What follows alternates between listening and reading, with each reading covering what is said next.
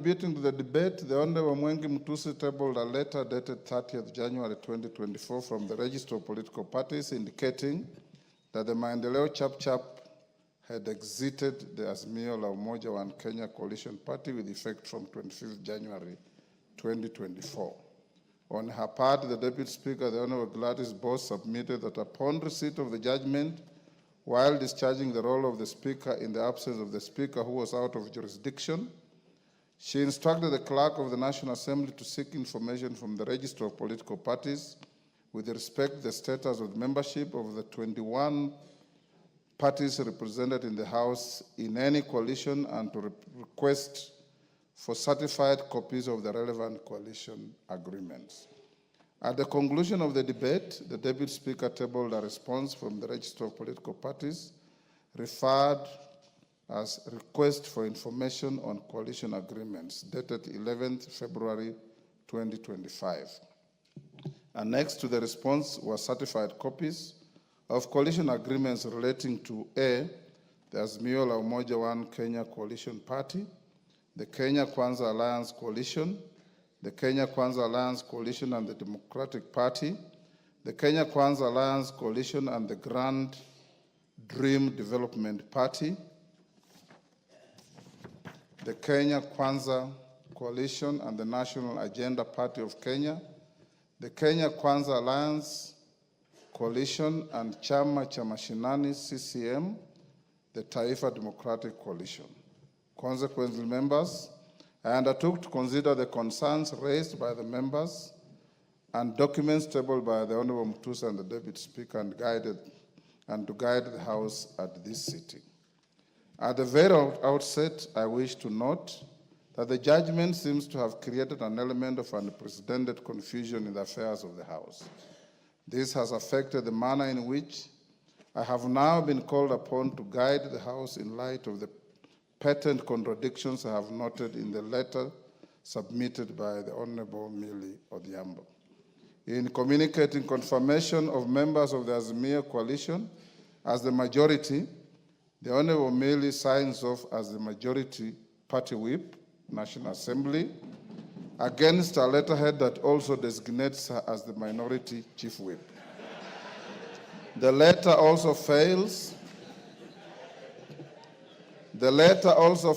to attach any records of any meeting which the alleged decision of the coalition was made as required by the very standing orders 19A and 20 that she quoted and invoked.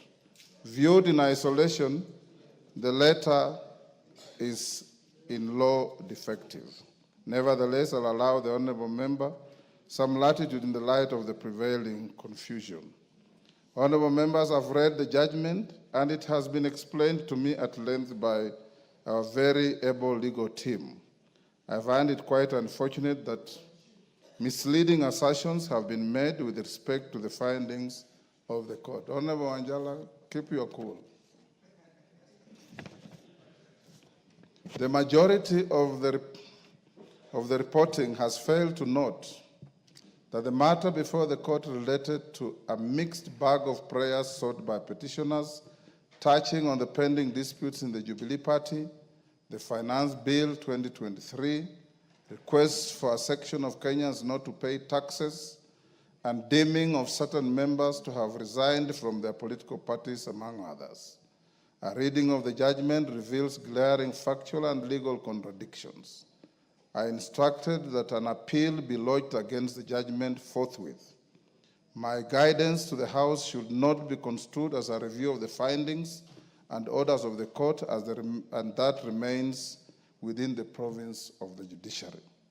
With respect to the issues raised by the members, I can only pronounce myself on matters that are necessary to facilitate the continuity of the business of the House. Consequently, the guidance I'm about to give shall strictly confine itself within those parameters. Honorable members, I wish to note that out of 34 prayers expressly sought by the petitioners, the High Court in its findings only granted 3 prayers and expressly declined the other 31 prayers. Paragraph 508 of the judgment reads, and I quote, In the ultimate, we allow the petition to the following extent. It is hereby declared, that's Roman 1, that the question as to which party or coalition of parties is the majority in the National Assembly in the 13th Parliament was determined by the sovereign will of the Kenyan voters during the 9th August 2022 general elections. 2, it is hereby declared that the Honorable Speaker's ruling on determination contained in his communication from the chair made on 6 October 2022 on the majority and minority in the National Assembly violated Article 108 of the Constitution and therefore is null and void. 3, it is hereby declared, I'm quoting from the judgment. It is hereby declared that the Honorable Speaker's ruling or determination from the chair on 6 October 2022 with respect to leadership of the National Assembly on account of his determination of the majority party and minority party in the National Assembly is contrary to and violated Article 108 of the Constitution, and to that extent is null and void. 3, an order of certiorari is hereby issued quashing the Honorable Speaker's ruling or determination contained in his communication from the chair made on 6 October 2022 on the majority and minority in the National Assembly. Subject to the foregoing orders, the court went on, the rest of the prayers in the petition are declined. Parties will bear their own costs. Honorable members, finding number Roman 4 in which the court declined to grant the rest of the prayers sought by the petitioners is quite instructive. To put it in its proper perspective, I note that at paragraph 33, appearing on page 6 of the judgment, the petitioner had expressly sought that the court grants the following prayers, among others. D, that a declaration be issued to declare that the Azimio la Umoja One Kenya coalition is the majority party in the National Assembly of Kenya based on the outcome of the election of members of the National Assembly held on 9th August 2022. That a declaration be issued to declare that the Kenya Kwanza Alliance is the minority party in the National Assembly of Kenya based on the outcome of the elections of members of the National Assembly held on August 2022. I reiterate that it is in its final orders, and in particular, at paragraph 508, Roman 4 of the judgment, the court expressly declined to grant these orders. Therefore, in quashing the communication issued on 6 October 2022, the leadership of the National Assembly in the 13th Parliament, the court did not declare any party or coalition of parties as the majority or minority party, and neither did it declare any member of this House as the leader of the majority party, nor the leader of the minority party. This addresses the first and second issues. Honorable members, yesterday when all of you submitted, I kept quiet and listened. I implore you also to keep quiet and listen. It's a quid pro quo. Even the Honorable Millie, who raised the issue, is conducting herself like the distinguished lawyer she is, listening quietly. And for us, when we go to court as lawyers, even when the court rules against you, you stand up, bow, and say, I'm much obliged, my lord.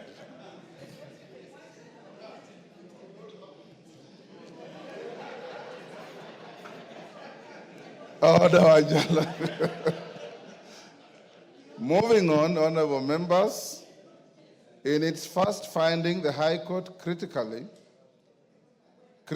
held that the question as to which party or coalition parties in the majority in the National Assembly in the 13th Parliament was determined in August 2022.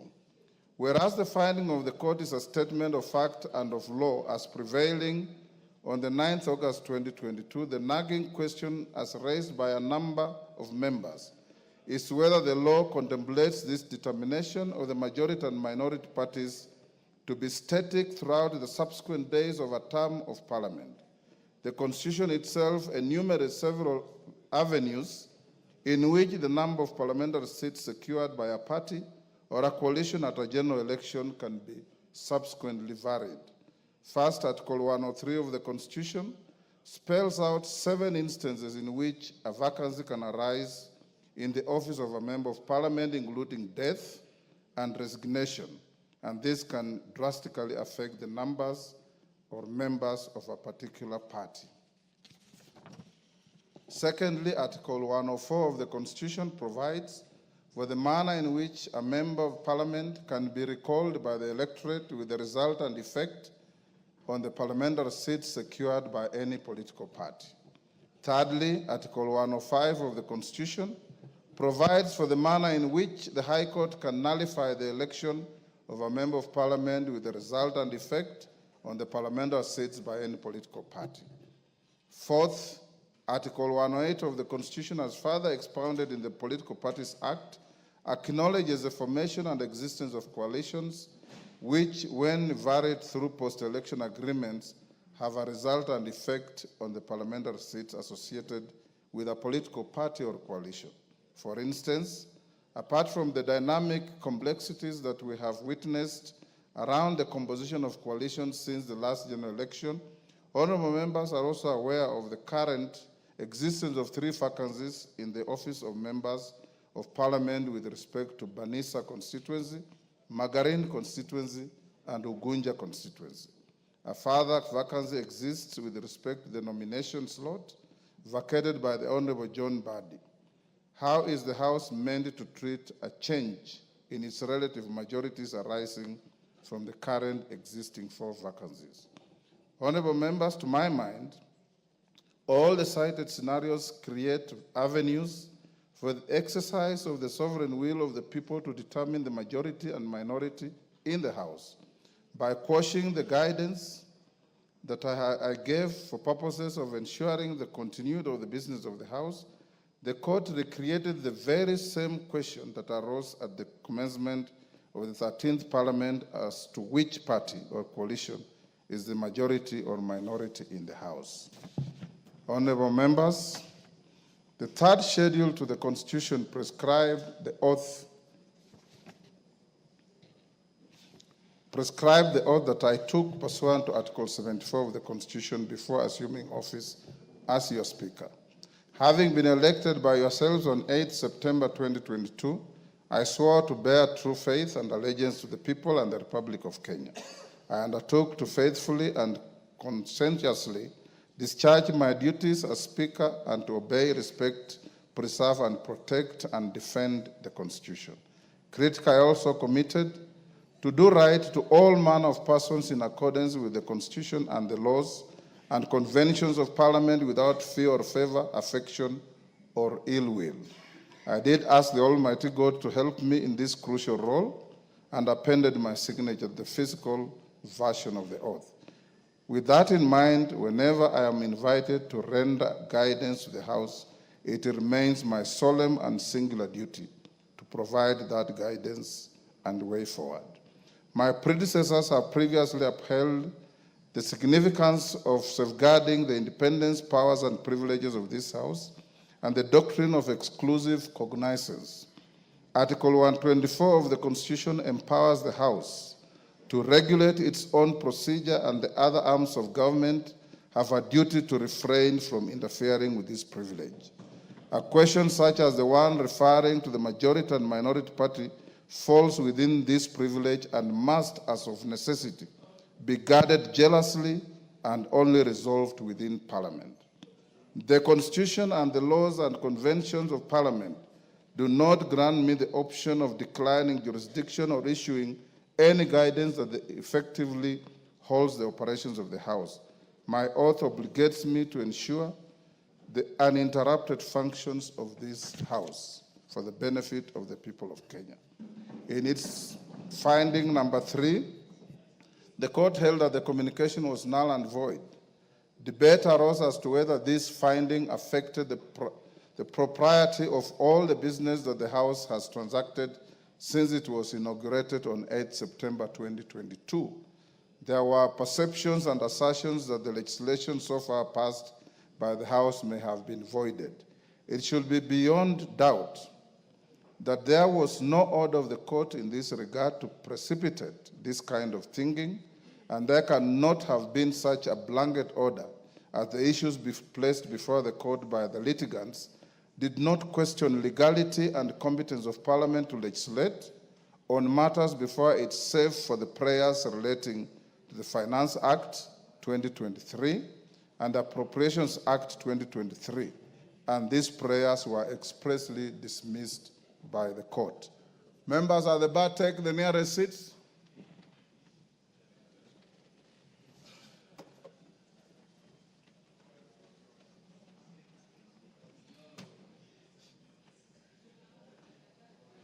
The nearest seats, Shinali.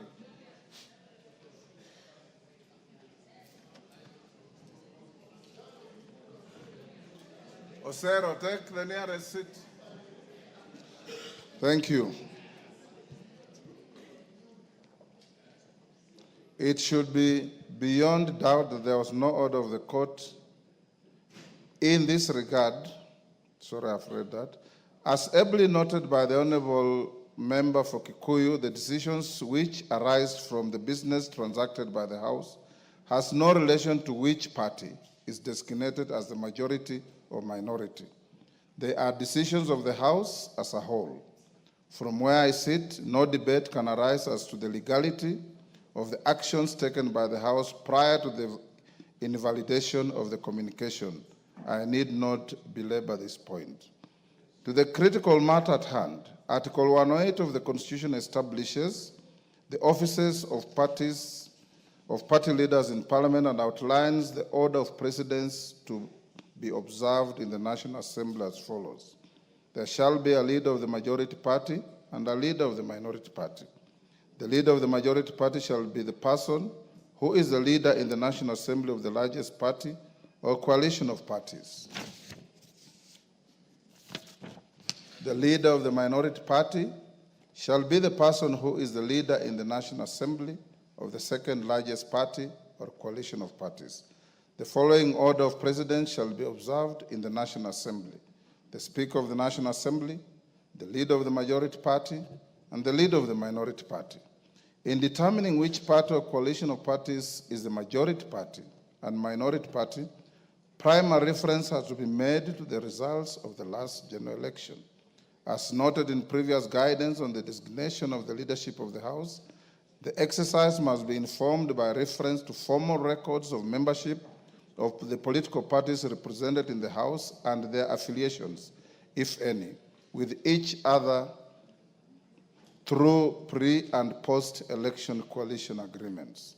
It will be noted that the Independent Electoral and Boundaries Commission, IEBC, via Gazette Notice number 99509951 of 2022, both dated 23rd August 2022, Gazette Notice number 10535 of 2022, dated 5th September 2022, Gazette Notice number 10537 of 2022, dated 7th September 2022, and Gazette Notice number 10710 of 2022, dated 9th September 2022, declared all the persons duly elected and nominated as members of this House and their respective parties at the general election.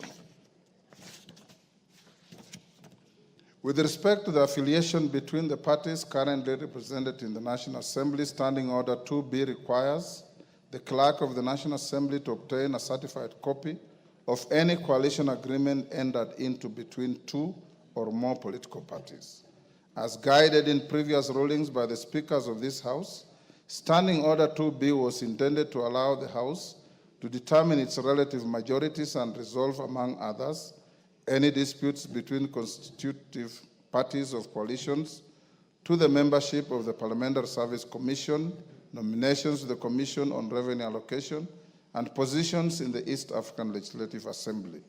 Honorable members, indeed, as noted by members in their contributions to the debate herein, the continuity of the business of the House and consideration of the orders of the court under finding Roman 1 of the judgment would be significantly embedded without access to the most current information on any coalitions formed or dissolved by the the parties represented in the House today, and any variation in the membership of those coalitions and parties.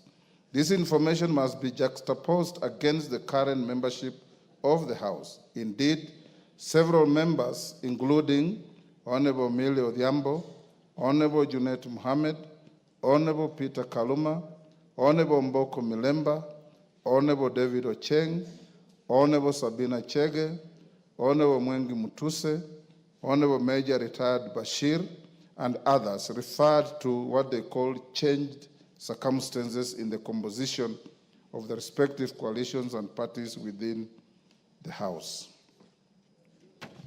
Allow me to take you, honorable members, down memory lane, just but for illustration. During the 7th Parliament, where yours truly was a member, there arose a leadership dispute between Ford Asili and Ford Kenya as to which party was the official opposition.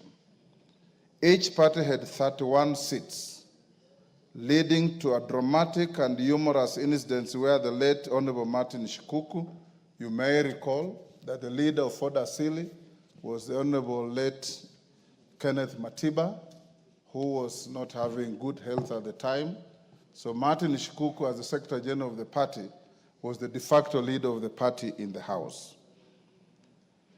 They were leading dramatic and humorous incidents where the late Honorable Martin Shikuku and the late Honorable Mzee Jaramogi Oginga Odinga alternatively claimed the seat reserved for the leader of opposition in the House on a first-come, first-occupied basis. The dispute was finally resolved following the defection of Honorable Njuguna Njoroge from Ford Asili, the then member for Makuyu, who defected to KANU. Thereafter, Ford Kenya became the de facto official opposition party, with the Honorable Jaramogi Oginga Odinga as the leader of the official opposition, subsequently followed by the Honorable Wamalwa Kijana after the demise of Mzee Odinga. The dispute, it would therefore be beyond absurdity for your Speaker to blindly designate the leadership of the House without reference to formal communication of the membership of various coalitions and the relative majorities of the House as at today. The designation must take into account any changes in the various coalitions, vacancies in the membership of the House, and other relevant realities. As was stated by the Deputy Speaker, in order to establish the existence and status of coalition agreements affecting the affairs of the National Assembly, she instructed the clerk to write to the Office of the Registrar of Political Parties on the evening of 7th February 2025, seeking information. A, membership of the 21 political parties represented in the National Assembly in any coalition, including coalition political parties, and the dates relevant to the membership. Any variations in the membership of the coalitions and coalition political parties, and the dates of the variations. C, certified copies of pre-election and post-election coalition agreements relating to the parties and the status of the agreements. The registrar responded by a letter dated 11th February 2025 that was tabled by the Deputy Speaker yesterday, and the contents of the letter indicate as follows: that a pre-election coalition known as the Azimio la Umoja One Kenya Coalition Party, in brackets Azimio, was registered on 21st April 2022 and comprised 21 parties, namely Jubilee Party, Orange Democratic Movement, Wiper Democratic Movement, Kenya African National Union, National Rainbow Coalition, Muungano Party, Democratic Action Party, Democratic Action Party Kenya, United Party of Independent Alliance, United Progressive Alliance, Kenya Union Party, United Democratic Party, Movement for Democracy and Growth, Kenya Reform Party, Chama cha Uzalendo, Party of Peace and Democracy, National Liberal Party, People's Trust Party, Ubuntu People's Forum, Party of National Unity, Labour Party of Kenya, and the Party of Growth and Prosperity. That a pre-election coalition known as the Kenya Kwanza Alliance was registered on 3rd June 2022 and comprised 11 political parties, namely United Democratic Alliance, Amani National Congress, Forum for Restoration of Democracy Kenya, Chama cha Kazi, Communist Party, the Service Party, Tuchibebe wa Kenya Party, Farmers Party, Devolution Party of Kenya, Economic Freedom Party, and the Umoja na Maendeleo Party. That a post-election coalition agreement was entered into on 5th September 2022 between the Kenya Kwanza Alliance and 4 additional parties, namely the Democratic Party of Kenya, National Agenda Party of Kenya, Grand Dream Development Party, and Chama cha Mashinani. The letter from the Registrar of Political Parties did also convey that 5 parties had exited the Azimio la Umoja One Kenya Coalition Party, namely the People's Liberation Party, formerly the National Rainbow Coalition Kenya, on 6th December 2024, Maendeleo Chapchap Party on 25th January 2024, Devolution Empowerment Party on 11th April 2023, United Democratic Movement on 22nd November 2023, and Pamoja African Alliance on 27th February 2023. Suffice to mention, members, that the People's Liberation Party, formerly National Labour Coalition, does not have representation in this House. That the Amani National Congress was in the process of dissolving the party to collaborate with the United Democratic Alliance. That the Movement for Democratic and Growth, MDG, had initiated a process of exiting the Azimio la Umoja One Kenya coalition, but was yet to finalize its exit from the coalition political party.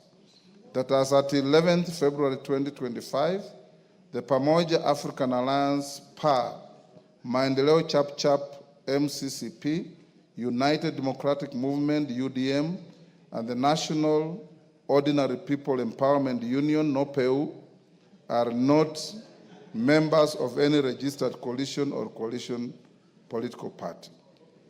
Honorable members, I put emphasis on the information provided by the Registrar of Political Parties that the said 4 political parties are not members of any registered coalition or coalition of political party.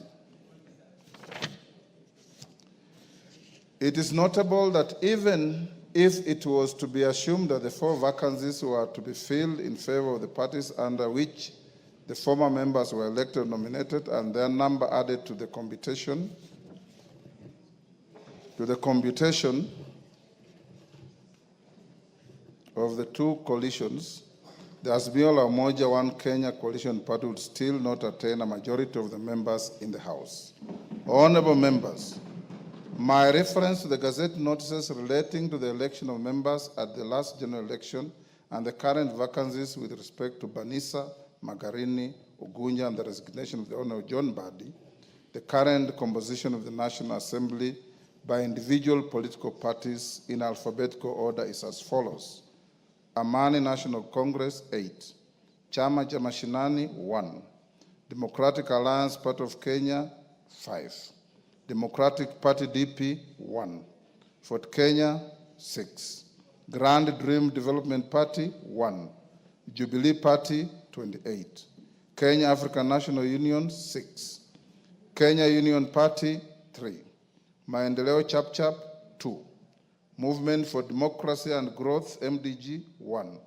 National Alliance Party of Kenya, 1. National Ordinary People Empowerment Union, NOPEU, 1. Orange Democratic Movement, ODM, 83. Pamoja African Alliance, PA, 3. Service Party, TSP, 2. The United Democratic Alliance, UDA, 145. United Democratic Movement, UDM, 7. United Party of Independent Alliance, UPIA, 2. United Progressive Alliance, UPA, 1. Wiper Democratic Movement, 26.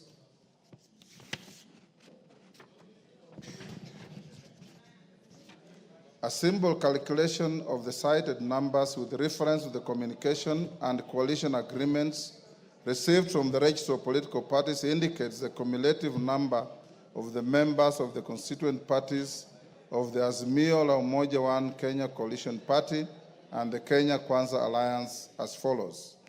Azimio la Umoja One Kenya Coalition Party consists of 154 members, computed by adding the membership of the Orange Democratic Movement, Jubilee Party, Wiper Democratic Movement, Kenya African National Union, the Democratic Alliance Party of Kenya, the Kenya Union Party, the United Party of Independent Alliance, and the Movement for Democratic Growth.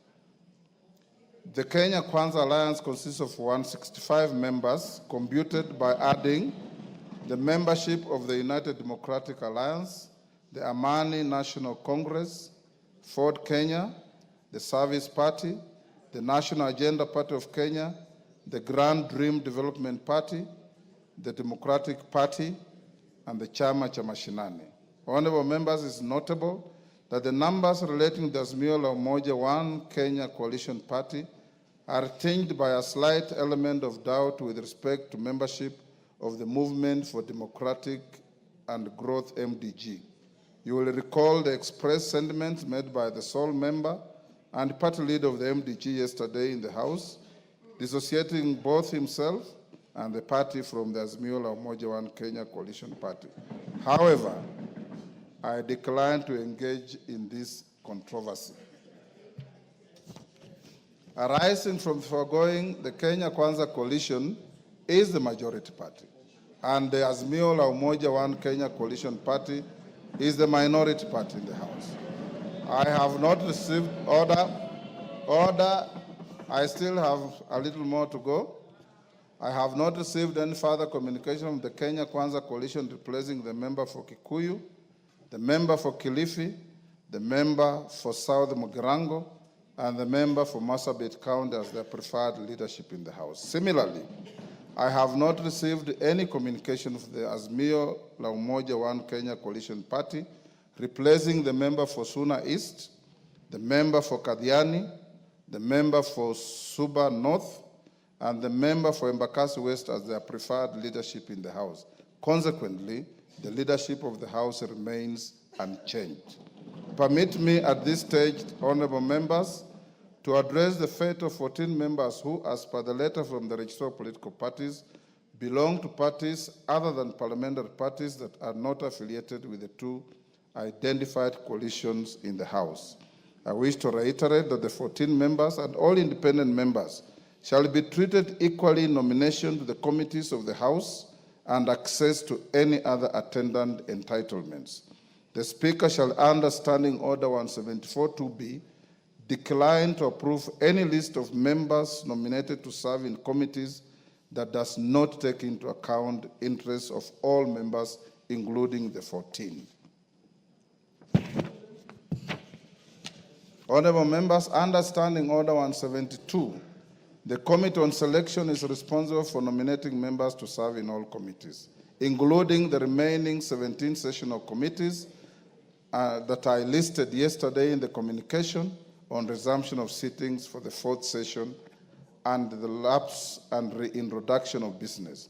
I urge the committee to prioritize the constitution of the Budget and Appropriations Committee in light of the communication that I gave you earlier on the budget policy statement.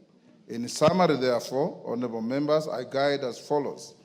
The Kenya Kwanza Coalition is the majority party in the House. Azimio la Umoja One Kenya Coalition Party is the minority party in the House. To the extent that I have not received any communication of the Azimio la Umoja One Kenya Coalition Party or the Kenya Kwanza Coalition replacing their leadership in the House, the leadership existing as at the end of the last session remains the leadership of this House. I thank you.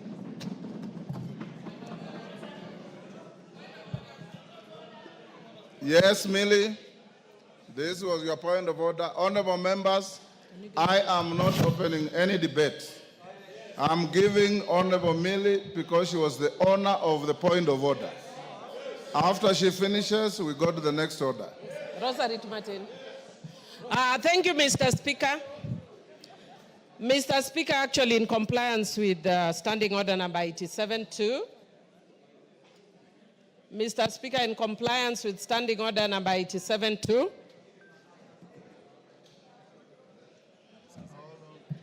somebody was calling me. Yes, I just wanted to indicate that in compliance with Standing Order number 87-2, I am actually not going to raise any issues regarding... May I have my standing orders? Go on now. Thank you.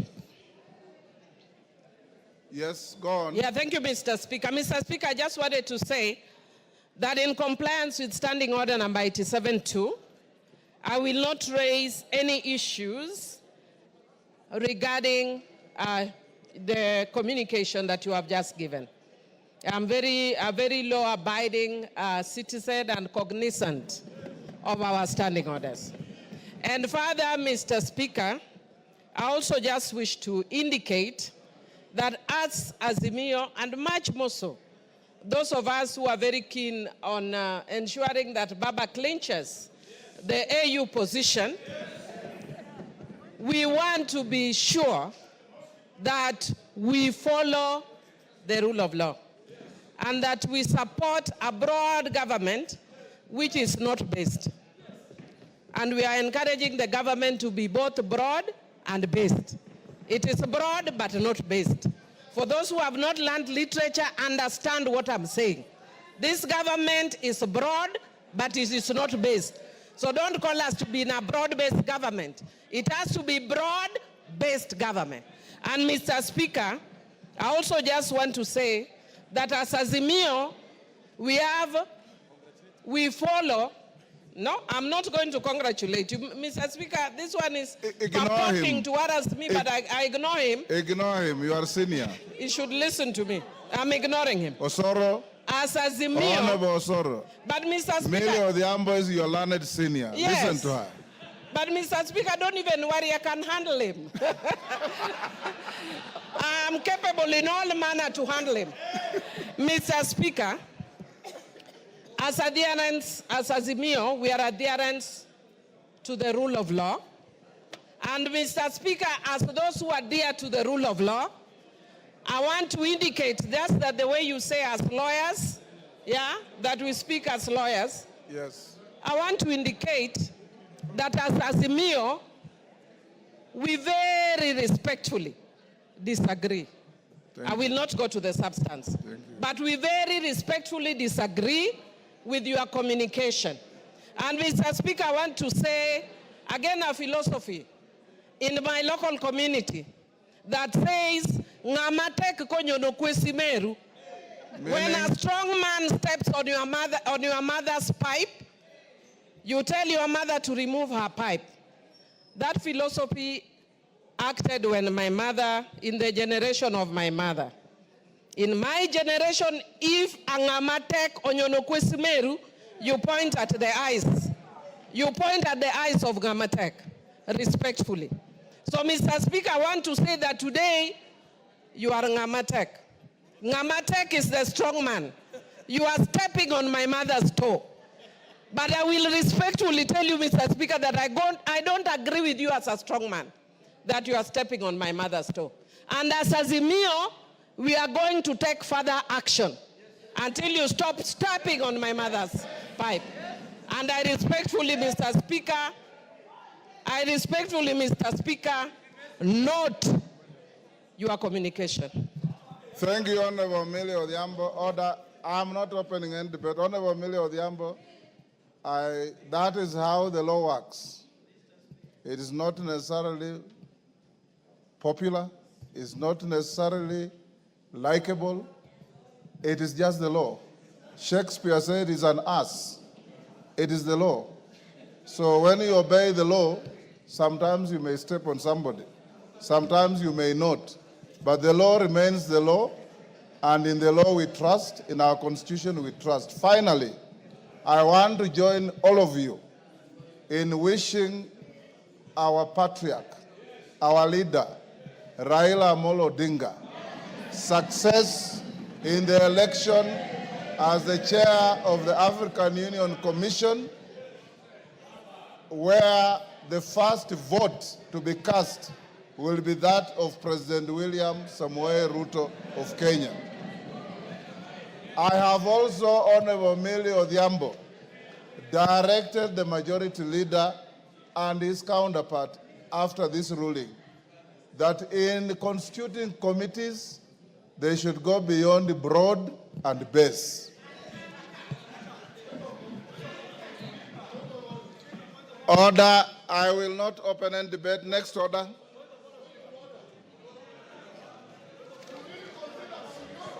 Order, Wanjala. Order, Wanjala. Next order. No. Order number 8. Next order. Order number 8, motion, appointment of members to the House Business Committee.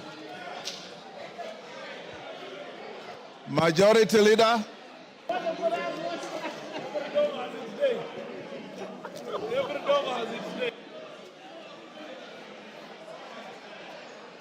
Majority Leader.